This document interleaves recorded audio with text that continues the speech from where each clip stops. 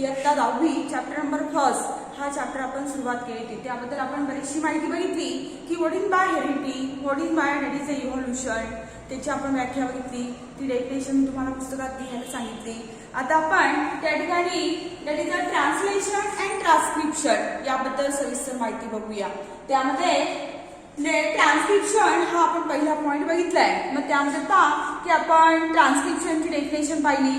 त्याबद्दल यामध्ये पुस्तकात आपल्याला या ठिकाणी ही जी फिगर दिलेली आहे त्याबद्दल आपल्याला काय सांगितलंय, the mRNA in form in the nucleus. हा जो आपल्याला या न्यूक्लियस मध्ये जो mRNA तयार होतोय that is in cytoplasm, these are in the coded message from DNA. These contain codes for amino acids. These codes of amino acids consist of nucleotides and that is called as triplet codon. ही जी आपल्या transcription आपण त्याबद्दल सविस्तर माहिती बघितली. त्यामध्ये जो triplet codons आहे त्यामध्ये that is these amino acid consist of nucleotide that is called at triplet codon. या अमायनो ऍसिड्स तयार होतोय त्याला आपण ट्रिपलेट कोडॉन्स म्हटलंय. That is a doctor Hargovind Singh Khurana. हा जो सायंटिस्ट आहे that is a Indian scientist and these are discovery of triplet codons. Next that is the translation and translocation. Translation मध्ये पाहिलं तर आपण tRNA that is a mRNA आणि हा जो या ठिकाणी न्यूक्लियस तयार होताना दिसतोय and that is these are ribosomes that is a mRNA and codon that is are called at translation and translocation. हे आपण मागच्या तासाला बघितलंय. Next that is the mutation. तर what is by mutation? Mutation म्हणजे that is the genetic factors the living organism can produce a new individual. की सजीव आपल्यासारख्या नवीन जीवाची निर्मिती करतोय like themselves and the genes only some of the jeans are transmitted to the next generation.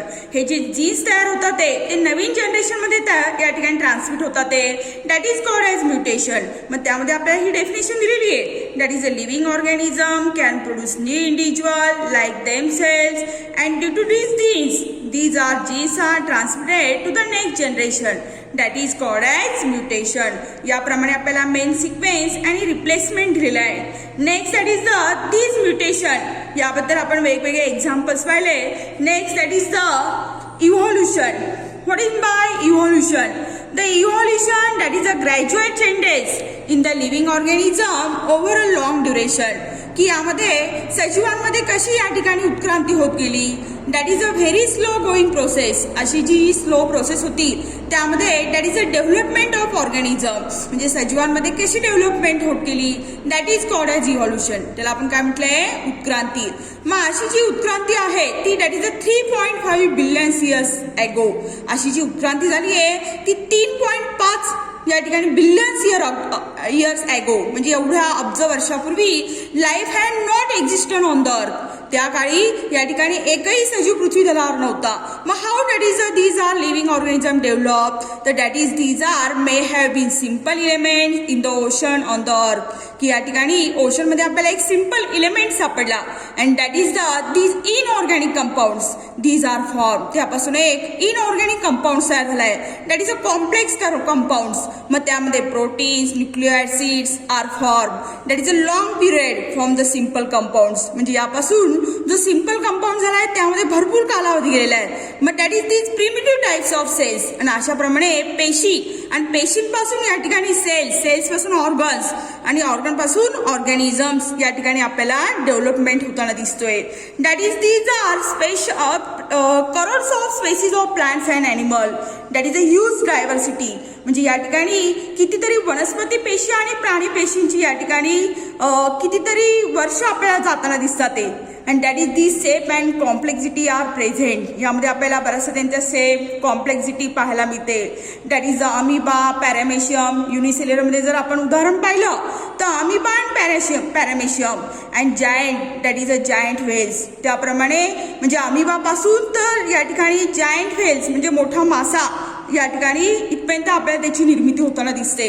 And that is the unicellular प्लांट्समध्ये पाहिलं तर क्लोरेला पासून तर बनियान ट्रीज म्हणजे क्लोरेला हा युनिसेल्युलर प्लांट्स आणि त्याच्यापासून या ठिकाणी पुढं बनियन ट्री म्हणजे एक वडाचं झाड इथपर्यंत या ठिकाणी किती डायव्हर्सिटी, किती विविधता पाहायला मिळते. आणि यासाठी लागणारा कालावधी किती होता? That is 3.5 billions years ago. These our life exist on the अर्थ. म्हणजे अशा प्रमाणे या ठिकाणी ही लाईफ आपल्याला पृथ्वी तलावर पाहायला मिळाली. असे वेगवेगळे एक्झाम्पल्स आपण सांगू शकतो. That next that is a theory of evolution. म्हणजे या ठिकाणी इव्हॉल्युशनची जी सिद्धांत होता तो कशा प्रकारे मांडला गेला. But that is the according to this theory. या थेरीच्या मते जर पाहिलं तर first living material that is a protoplasm. These are form in ocean. First जे मटेरियल तयार झालंय ते समुद्रामध्ये that is a protoplasm and these are unicellular organism are form. त्यापासून काय तयार झाला? Unicellular organism. यामध्ये सुद्धा दॅट इज अ ड्युरेशन म्हणजे किती कालावधी गेला? That is a 300 crore years ago and that is these are theory of evolution. म्हणजे अशा प्रमाणे आपल्याला या उत्क्रांतीचा सिद्धांत पाहायला मिळतोय. मग त्या ठिकाणी ची डेफिनेशन काय सांगणार? The progressive development of plants and animals. These are ancestor having the different structural and functional organization. That is called evolution. म्हणजे या ठिकाणी जी प्रोग्रेसिव्ह डेव्हलपमेंट होते कशामध्ये? वनस्पती आणि प्राण्यांमध्ये. यामध्ये लागणारा जो कालावधी होता that is the structural and functional organisation. त्यालाच आपण नाव काय दिलंय? Evolution. Next that is the evidences of evolution. मग यामध्ये जर पाहिलं की उत्क्रांतीचे जे टप्पे होते त्या ठिकाणी त्याचे सविस्तर आपल्याला असे 5 टप्पे बघायचे. Number 1 that is a morphological evidences. म्हणजे पहिली जी रचना होती ती शारीरिक रचना की त्यामध्ये आपण जर पाहिलं तर आपल्याला वेगवेगळे एक्झाम्पल्स दिले की कशाप्रमाणे various symmetry that is these are form. That is a structure of nostrils म्हणजे त्यांच्या नाकपुड्या कशा होता. That is a ear pinna म्हणजे कानाचे आकार कसे होते. दॅट इज दीज हेअर काहींच्या अंगावर केस जास्त होते.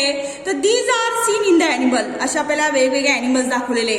जर आपण प्लांट्समध्ये पाहिलं तर that is these leaf shape म्हणजे पानांचा आकार कसा होता. लीफ व्हेनेशन पानांच्या आकाराचं टोक कसं होतं. अशा वेगवेगळ्या आपल्याला या ठिकाणी वेगवेगळे फोटोज दाखवलेले. That is these are called as morphological evidences. हे जे आपल्याला सांगतात ते कोणते एव्हिडन्सेस सांगतात? ते morphological evidences. Next that is the anatomical evidences. म्हणजे ॲनाटॉमीमध्ये जर पाहिलं तर आपल्याला त्या ठिकाणी एक्झाम्पल्स दिले human hands. Next that is the cats 4 legs. नंतर that is a patagium of bats and flipper of whale. म्हणजे प्रत्येकाच्या या ठिकाणी आपल्याला हाडांचा वेगवेगळा आकार दाखवलेला आहे. That is these are hands. मग human hands, cats 4 legs, flipper of whales, that is a patagium pads. The structure is different. प्रत्येकाची आपल्याला रचना कशी वेगवेगळी पाहायला मिळते. That is a anatomical evidences. याला कोणता पुरावा म्हणता येईल? Anatomical evidences. These are common ancestors. याप्रमाणे हे आपल्याला आकृत्या दाखवलेलं आहे. Next that is the vestigial organs. Vestigials ऑर्गन्समध्ये पाहिलं तर प्रत्येक ऑर्गन्समध्ये कसे चेंजेस झालेले. That is a degenerated and under the develop useless organs. म्हणजे काही प्राण्यांमध्ये पहा की काही ऑर्गनचा वापरच होत नव्हता. त्याला युजलेस ऑर्गन्स म्हटलेले. That is called as vestigial organs. त्यालाच आपण नाव काय दिले? Vestigials organs. These in living organisms sudden development of new tissue or organs for living changes in environment. म्हणजे सजीवांमध्ये कशी डेव्हलपमेंट झाली, नवीन टिश्यू नवीन ऑर्गन्स कसे डेव्हलप झाले या ठिकाणी त्या पर्यावरणामध्ये ज्या वातावरणात ते राहत होते तशाप्रमाणे त्यांच्यामध्ये बदल झाला. That is a gradual changes. याला आपण काय म्हणतो? Gradual changes. And that is called as vestigial organs. The specific structure in the body that is a certain situation. म्हणजे प्रत्येकाच्या वेगवेगळे जसे ear muscles. Next that is the tail bones and next that is the small intestines. म्हणजे प्रत्येकाची आपल्याला या ठिकाणी figures दिलेली आहे आणि त्यामध्ये कसे व्हेस्टिजियल ऑर्गन डेव्हलप झाले. That is a natural principle of natural selection म्हटलेलं आहे त्याला. And this take thousands of year. यासाठी लागणारा कालावधी होता भरपूर कालावधी गेला आणि त्याप्रमाणे तशाप्रमाणे आपल्याला व्हेस्टिजियल ऑर्गन्स डेव्हलपमेंट होताना दिसले. असे आपल्याला that is these are useless to human useful fully functioning organs in रुमिकंट्स.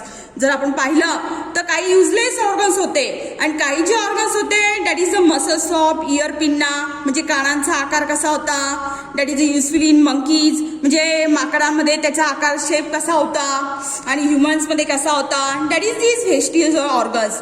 काहींमध्ये जर पाहिलं आपण तर tailbone, these are hair like in the human beings, म्हणजे या ठिकाणी शेपटीचा जो आकार होता ती काही प्रमाणे या ठिकाणी नष्ट झाली आहे, पण मात्र काहींमध्ये बॉडी हेअर्स, काहींमध्ये आपल्याला केसांसारखा आकार या ठिकाणी भागांमध्ये केस पाहायला मिळतात काही ऑर्गन्समध्ये. तर that is these are present in the human beings. हे आपण कशामध्ये पाहतोय, ह्युमन बिंग्समध्ये. That is called as vestigial organs. Next that is paleontological evidences, म्हणजे असे कोणते जीवाश्म पुरावे होते की त्याप्रमाणे आपल्याला इव्हॉल्युशन उत्क्रांती होताना दिसतीये. मग त्यामध्ये पाहिलं तर that is these are large number of organism get buried to the disaster like the flood, earthquake, volcano, की बऱ्याच वेळा बरेचसे ॲनिमल की अशी काही आपत्ती आली, महापूर असेल, अर्थक्वेक असेल, व्हॉल्कॅनोज असेल, तर बरेचसे ऑर्गन या ठिकाणी बरेचसे ऑर्गॅनिझम काय झाले, जमिनीखाली गाडले गेले, गेट बिरीड. आणि अशाप्रमाणे जे आपल्याला ऑर्गन त्यांचं जे प्रिझर्वेशन पाहायला मिळते अंडरग्राऊंड, जमिनीमध्ये जे ऑर्गन शिल्लक राहिले हाडं, that is called as paleontological evidences. त्यालाच आपण नाव काय दिलंय, पॅलेंटोलॉजिकल इव्हिडन्सेस. दिस फॉसिल्स म्हणजे जे जीवाश्म जमिनीत राहिले त्याला आपण नाव काय दिलंय, पॅलेंटोलॉजिकल इव्हिडन्सेस.